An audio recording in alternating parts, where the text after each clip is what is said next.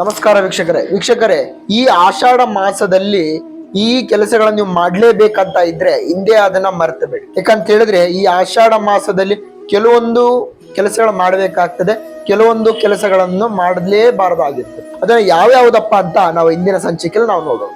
ವೀಕ್ಷಕರೇ, ಈ ಆಷಾಢ ಮಾಸದಲ್ಲಿ ಯಾವುದೇ ರೀತಿಯಂತಹ ಶುಭ ಕಾರ್ಯಗಳು ಮಾಡಲಿಕ್ಕೆ ಹೋಗಬಾರದು. ಯಾವ್ದಾವುದಪ್ಪ ಅಂತ ಹೇಳಿದ್ರೆ ನಿಶ್ಚಿತಾರ್ಥ ಆಗಿರ್ಬೋದು, ಮದುವೆಗಳಾಗಿರ್ಬೋದು, ಗುರುಪ್ರವೇಶಗಳಾಗಿರ್ಬೋದು, ಇನ್ನು ಹಲವಾರು ಯಾವುದೇ ರೀತಿಯಂತಹ ಶುಭ ಸಂಭ್ರಮಗಳನ್ನು ಮಾಡ್ಲಿಕ್ಕೆ ಹೋಗಬೇಡಿ. ಮತ್ತೊಂದು ವೀಕ್ಷಕರೇ, ಈ ಆಷಾಢ ಮಾಸದಲ್ಲಿ ನೀವು ಯಾವುದಾದ್ರೂ ಜಮೀನು ಖರೀದಿ ಮಾಡಬೇಕು ಅಥವಾ ಯಾವುದಾದ್ರು ದೊಡ್ಡ ದೊಡ್ಡ ವ್ಯವಹಾರಕ್ಕೆ ಹಣಕಾಸಿನ ಬಜೆಟ್ ನೀವು ಹಾಕಬೇಕು, ಅಥವಾ ಬಿಲ್ಡಿಂಗ್ಗಳು ಬೇರೆ ಒಂದು ಜಾಗಗಳು ನೀವು ಏನಾದ್ರು ತಗೋಬೇಕು ಅಂತ ಇದ್ರೆ, ಪರ್ಚೇಸ್ ಮಾಡಬೇಕು ಅಂತಿದ್ರೆ ಅದನ್ನ ಮಾಡ್ಲಿಕ್ಕೆ ಹೋಗ್ಬೇಕು. ವೀಕ್ಷಕರೇ, ಈ ಆಷಾಢ ಮಾಸದಲ್ಲಿ ಒಳ್ಳೆ ಸೂಚನೆ ಏನಪ್ಪಾ ಅಂತ ಹೇಳಿದ್ರೆ, ಈ ಆಷಾಢ ಮಾಸದಲ್ಲಿ ಬರುವಂತ ಶುಕ್ರವಾರಗಳೆಲ್ಲ ಕೂಡ ಅಮ್ಮನವರಿಗೆ ಮೀಸಲಾಗಿರುವಂತಹ ಶುಕ್ರವಾರ ಆಗಿರ್ತದೆ. ವೀಕ್ಷಕರೇ, ಕೊನೆಯದಾಗಿ ಈ ಆಷಾಢ ಮಾಸದಲ್ಲಿ ಬರುವಂತಹ ಎಲ್ಲಾ ಶುಕ್ರವಾರಗಳನ್ನು ನಿಮ್ಮ ಮನೆಯಲ್ಲಿರುವಂತಹ ಹೆಣ್ಣು ಮಕ್ಕಳು ನಿತ್ಯ ಕರ್ಮಗಳನ್ನು ಮುಗಿಸಿಕೊಂಡು ಹೆಣ್ಣು ದೇವಸ್ಥಾನಕ್ಕೆ ಹೋಗಿ ಬರೋದ್ರಿಂದ ಕಂಪ್ಲೀಟ್ ಆಗಿ ನಿಮ್ಮ ಮನೆಯಲ್ಲಿ ಸುಖ, ಶಾಂತಿ, ನೆಮ್ಮದಿ ಅನ್ನೋದು ನೀವು ಕಂಪ್ಲೀಟ್ ಶಾಶ್ವತವಾಗಿ ನೀವು ಪಡಿಬಹುದು.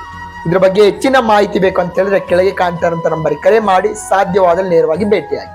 ನಮಸ್ಕಾರ.